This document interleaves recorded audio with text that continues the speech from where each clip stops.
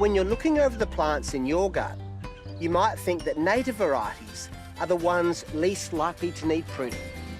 After all, they're from here, and plants do just fine in the wild without intervention, right? But pruning is not just about maintaining plant health.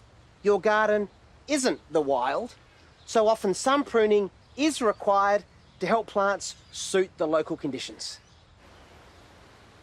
Chelsea Payne is the curator for arboriculture here at Kings Park Botanic Garden in Perth. We prune for health, we prune for beauty, and we prune for risk as well. Although we might be sometimes pruning large trees, a lot of the work we do is fine pruning, or the type of pruning that people might do in their home gardens. And the tools right here are our basic bread and butter.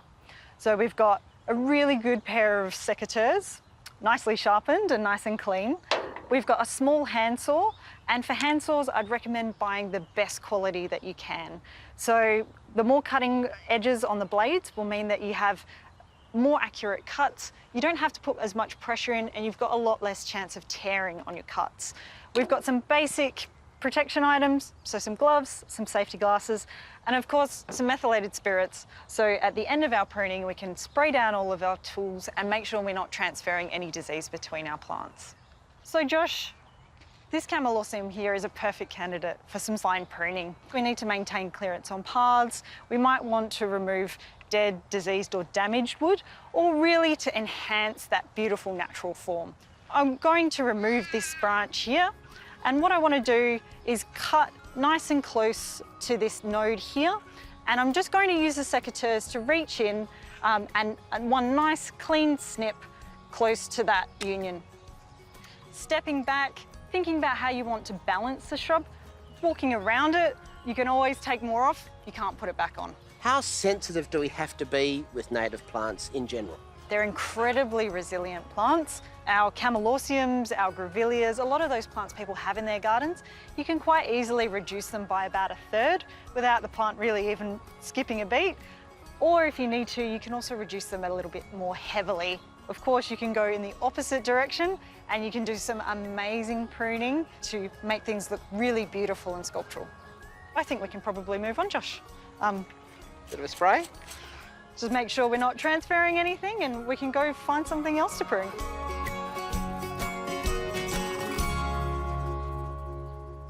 Okay, so you've given us the lowdown on how you prune native shrubs.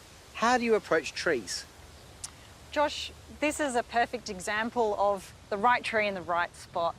This is a Marri, so one of our Swan Coastal Plains endemics, Corymbia calophylla, and this will grow into a really large tree. We're in an area on a verge, we've got a lot of open space, so it really has the space to stretch its wings as it gets bigger. It can be really tempting to jump in and start snipping at this point. However, we try to have a really low intervention approach. We want it to be a nice, straight, single stem tree, so we've got a nice leader. If you did have codominant leaders, you could just take those out. We leave all of our lower leaves and stems on the tree until they naturally senesce. So they naturally die off as the tree is getting larger and has more of a canopy. And that's really important for diameter growth. So you get a nice, strong, thick stem and you don't have a tree that's wobbling all over the place. Other than that, it's really, again, looking for damage, disease, any dead stems, or any crossing stems. We were talking about pruning for purpose. This is a situation where the decision's been made for us. And so now we need to remove this stem without doing any more damage to it. There's a really easy way of doing it. It means that we can take the weight out of this stem, keep us safe, and that's called a 3-point cut.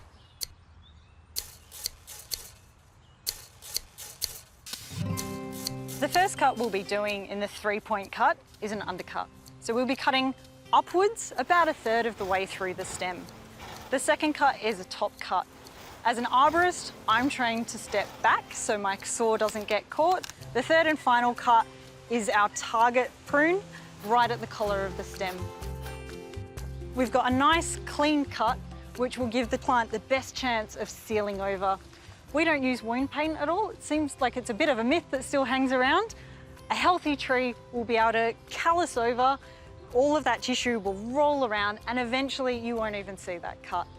It all comes back to choosing the right tree for the right place. We always advocate here at Kings Park all of our beautiful West Australian mallees. They're easy to prune, they're fantastic for smaller gardens, and if they do get a little bit big, if they get a little bit scrappy, you can coppice them and they'll bounce back perfectly. So by coppicing, you mean chopping the tree back hard to trigger new growth from the base? Yeah, so there's an amazing adaptation for a lot of our small eucalypts. It's called a lignituber, and it's a specialised group of cells, sometimes above the ground, you'll see it as a bit of a lump, sometimes below ground, and it means that plants can regenerate after damage or fire. We can use that to our advantage in our gardens, and it means that we've got an opportunity sometimes to even take a single stem tree back to ground level.